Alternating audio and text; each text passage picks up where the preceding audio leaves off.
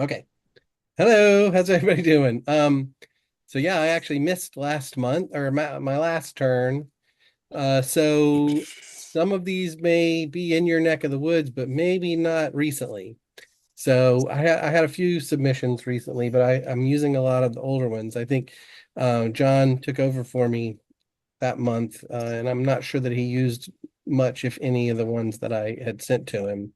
But that's okay. So we're going to see a few fleshy fungi instead of just a bunch of polypores and crusts. All right, let's get going. If I can figure out. There we go. All right, get this thing. All right, so Dolly Leopold found this on their property. She and her partner, I suppose. Um, and you may recognize it. I'm not sure. This little upturned cap, uh, orangish brown coloration. Those are pores under there. It was obviously raining when they took some of these photos, but it gives them that nice sheen.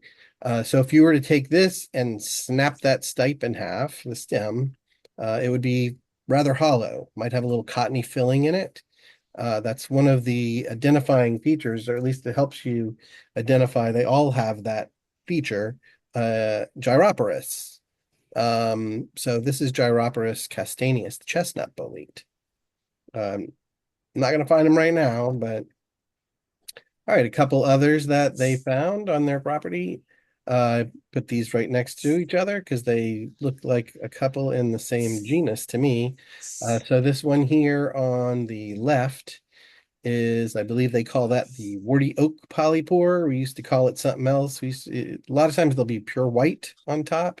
Um, and if you were to look at the pores on the underside, instead of just being little punctate little dots, they're actually slightly elongated. Not necessarily maze-like, but certainly not round. That is Trametes gibosa. And the one on this side looks like your typical turkey tail to me, but without having it in hand or seeing a shot of the underside, it's hard to really say. But that's probably Trametes versicolor. Next couple here. You can see we've got what looks like similar to that other Trametes that we just looked at. This actually may be a different one, but look, we'd have to see the underside to see it. This may be Trametes lactinia, which the common name for that was the latte bracket, and that's become much more common these days. I don't remember ever seeing it up here. I think it is a little bit more subtropical, so maybe it's moving up. But if you were to look at the underside of this, it would have very punctate pores, and they're relatively widely spaced. So they're not right up on each other. And it has this more brownish color, and it's not as warty as the other one. And I think, did I just say that the common name is the latte bracket, which I kind of like because it does kind of like latte colored. But the actually one that I'm featuring right here are these little reddish pink guys. So they have the typical mycinoid look to them. I can't be certain, but they certainly look like them. They should have a dark stipe, and if you were to break that little stipe, it would probably have this reddish kind of latex exudate. And if you were to tap it on your hand or something, it would stain it red. That is the bleeding Mycena hematopus. And the one on the right here, with its close growth and ruffled edges there, all up on top of each other, that's a type of crust. That is Sterium complicatum, most likely. Beautiful shot of this guy here. So these aren't actually viscid. It must have been raining. A lot of times when you see mushrooms and they look like that, they're slimy, sticky, snotty things. But this is just recently wet.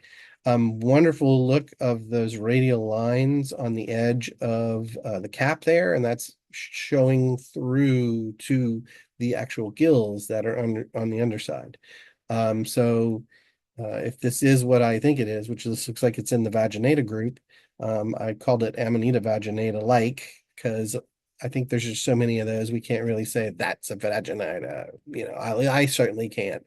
And there's a number of them, but it wouldn't have a ring or a partial veil, which is what covers the gills before the cap opens to protect the gills while the spores mature. And at the base, if you were to dig it up, you would see a little vulva sac. It's almost like a membranous kind of like turtle egg, snake egg that the mushroom emerges from. That's the universal veil. Sometimes they leave patches on the cap. So anyway, that's in the vaginata group. It's probably Amanita vaginata. They call it the grisette.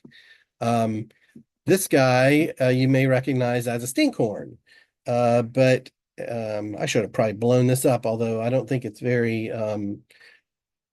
high res picture. But you may be able to see kind of a skirt hanging off of the tips of these guys. And so that actually is indicative of a different species. So that leads you to a different one, a different stinkhorn. This is Phallus rubicundus. And many of the stinkhorns have the gleba, which is the spore mass, right on the tip, whereas this actually has a little skirt that the gleba is on. And so that's one of your gastromycetes. The way they produce their or distribute their spores is they have a stink. They smell like rotting flesh or poop or something like that. It attracts flies. They come land on it, gets on their feet. They go land over there in some other mulch. Boom, you've got a nice substrate for them to grow on. All right, Chris Wozniak found this guy out in Hampshire County, West Virginia. Um, Beautiful red color on that one. This mushroom seems to have had a year. I don't know if you guys saw it out there, but many sightings, many people sending me notes about it. Um, Here's a little closer picture of the top and the underside, which is kind of hard to tell, but this is pores. This is a pretty young one. One interesting thing about the pores on this guy is they are individual, whereas if you have like a bolete or many of the polypores, all of that tissue is fused together, whereas fistulina, the pores are separate tubes all hanging together. So if you were to turn that and bend it, they would separate right apart. If you had a microscope or a hand lens, you might be able to see each of those individual little tubes. So that's Fistulina americana. Uh, you might remember some months ago, somebody found it and indicated there was a name change. So that's the American beefsteak. And Isabella Lung found that as well. Like I said, it had a good year, and I think there were multiple sightings and multiple instances in other table IDs. All right. Doug Miller found this guy on the Greenbelt foray, actually. And so this looks like it's a hardwood. I'm putting the name of Tremella mesenterica. They call that witch's butter. And so I think Tremella aurantiaca grows on Asterium mycelium. So this is actually parasitic on mycelium in the wood. This actually grows on a piniophora, which is a type of crust. I'm not sure if it's any piniophora or just specific piniophora. You may have seen giraffe spots. That's like one of the piniophora, and it's just a flat crust. That one tends to have like a lighter colored outer rim with dark in the center. There is some sort of ascomycete thing happening here. I don't know if that's actually any kind of crust to be spoken about. But I don't see any sterium on there, so maybe it's Tremella mesenterica. All right, Doug submitted this one. He found that in Pine Creek, PA. Very common in the morel season and often emerges in the fall. Oftentimes when it's getting this, especially when it's getting this age, in the fall, it tends to get that really black foot, the black stipe, right where it's connected to the wood, which is pretty typical of many polypores. Looks like it's actually exuding some droplets, or it might just because it's so wet outside. You can see it's been raining. Anyway, this is a dryad saddle. If you do see this in the woods, give it a cut and a whiff, and Next time you see me, tell me what you thought it smelled like. Um, so anyway, this is Serioporus. It used to be Polyporus squamosus, dryad saddle. Some people eat it. Some people not big fans. I think I've tried it and it actually wasn't bad if you get it nice and fresh. Um, if you do try, this is a pretty easy one to identify. Um, you'd want to kind of cut the leading edge as long as it's very, very tender and fresh. All right, this is a weird one. I was not familiar with. Uh, Daniel Berman found this guy, and it just looks like a weird glob growing from the ground. And when he cut it, it's got this weird gleba going on inside. And so this actually is in the gastromycetes, but this is it. That's all it does. It doesn't grow like a stink corn, or it doesn't really get powdery as far as I can tell. Um, this is a Protubera species. Apparently, there are only two species in North America. It's usually more of a tropical mushroom. It's epigeous, meaning it's kind of growing at the surface or kind of maybe partially under the ground. Um, and I'm not sure the background of this guy. So hopefully he got a piece and dried it up, and we can send it off to the DNA guys. And so maybe later on we can hear more about this from them. All right, Chris Wozniak found this guy, which also looks apogeus, growing in his backyard. And this is a pretty common find. I know it looks kind of like a dirt clod right now. Um, Oftentimes, if you find them mature, they might kind of look like an earth star with some powder in the middle.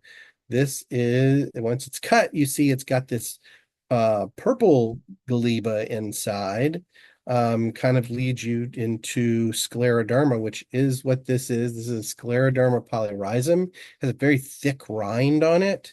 They are in, they are loving my backyard. I do have some conifers back there, and maybe they're mycorrhizal with those conifers, but they are here every year. Every year they come back. Um, so anyway, um, might be odd because, like I said, once they open up, they kind of look like an Earth star without any kind of puffball in the center. So if you see anything like that in your yard, that may be what you have. All right, Greg found this in Herndon. Kind of looks similar to that last one. Well, this is actually a young specimen, and he had a picture of an older specimen. And if I recall, Annie had a little discussion talking about the Calvacia. Was it last month? So anyway, this is one of the large puffballs. I Sometimes I'll throw a name on it and say it might be this, it might be that. But oftentimes you need to see what the spore mass actually looks like.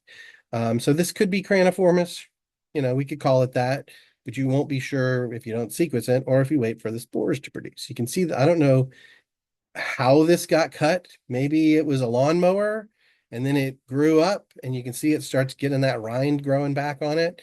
I remember a past guest mycologist we had, I can't remember who exactly, it might have been Bill Russell, said, if you see these, it might have been Gary Linkbaugh, I can't remember. If you see these growing and you just want some, just slice a chunk off and eat that and let it keep growing and it will rind over and just keep growing. And then you can come back and take another slice off later. So you can see this one is rind over just like that. So just for reference, this doesn't mean that that's what it means, although cyath is a color, is indicating color. But just if it's greenish spores, it's craniformis, and if it has purplish spores, it's cyathiformis. Another relatively easy to identify puffball. I didn't even have to change this slide much. I just changed a couple of the pictures because Maryland has been on a tear finding these cauliflower mushrooms. Last time I had this, she had cauliflowers and she had sent me some a little bit later on. She found some more. So that's Spiraceus spathulata, the cauliflower mushroom. She also found this little guy, which I became very familiar with while I was in Taiwan, because it just so happened to be a native resident on the salad bar. And so every morning I could get it was they made it was marinated and kind of spicy. It was quite good. And so I was munching down on that every day. Um, this is a little bit better shot of it. They call it snow fungus. This is Tremella fusiformis. Same genus as the witch's butter. Maryland also submitted this guy, a really nice image of a Cortinarius. And I believe these little lines here are actually spider webs, and they have done the job of collecting spores and giving us a spore print. You do see some spores here on the stipe as well. But I thought it was kind of nice how they kind of collected the spores for us. And so they have rusty spores, very deep purple, almost furry cap, and this dark, dark purple rusty spores. This is Cortinarius violaceus. She also found this one. This is a Lactarius. And so you can see she's cut those gills.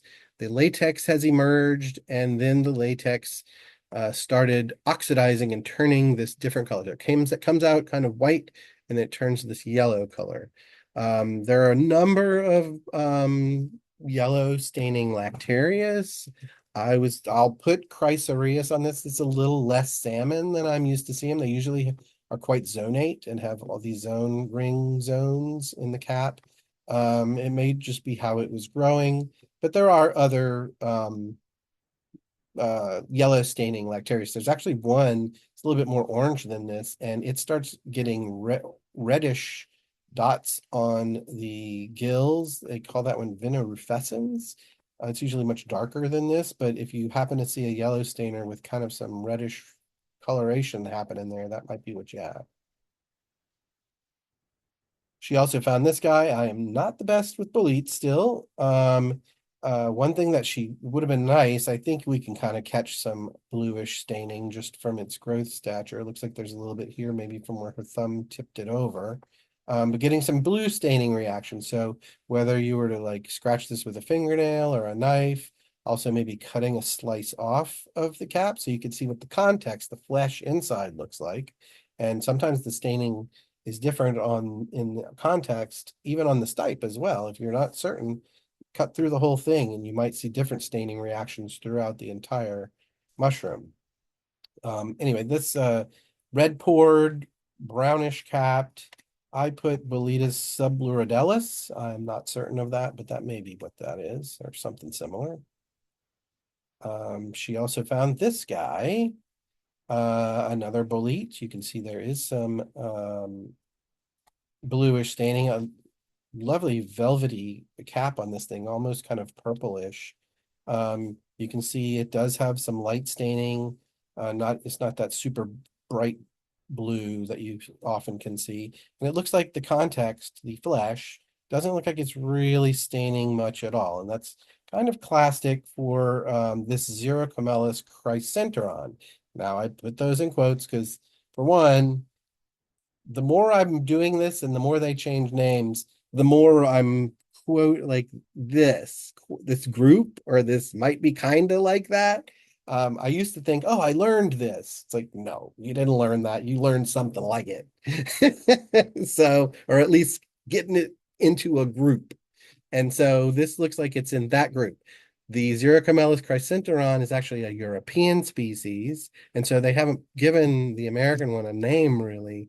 And so this is our version. The one in Europe doesn't even stain blue, um, but ours does. And so this probably needs a new name, but anyway, that's probably what this is. I know I have cracked cap bolete on here. It didn't look like it had a very cracked cap. It might be young, it might be the conditions, or I might be wrong. So, but it looks very similar. All right. Some of you guys might recognize this one just from the cap. Um, There is slight zonation on it, though it's got almost like a cottony tomentose covering on it. Um, but when you turn it over, you see, oh, look at that gorgeous blue coloration. And you can see she scratched it. And this is not a blue staining reaction like a bolete.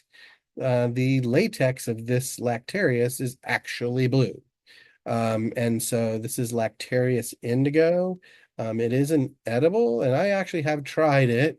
And I don't know, maybe I didn't cook it that well, but it was kind of gritty and grainy. And the reason why Russulas and Lactarius are can break like chalk when you try and break them is because interspersed in their cellular matrix are these spherical cells, and so it makes them easier to break as opposed to like a bunch of linear cells like sitting like bricks. And I don't know, in my mind, as I was eating it, I was wondering if like that weird cellular matrix made it feel gritty in my mouth, or I don't know.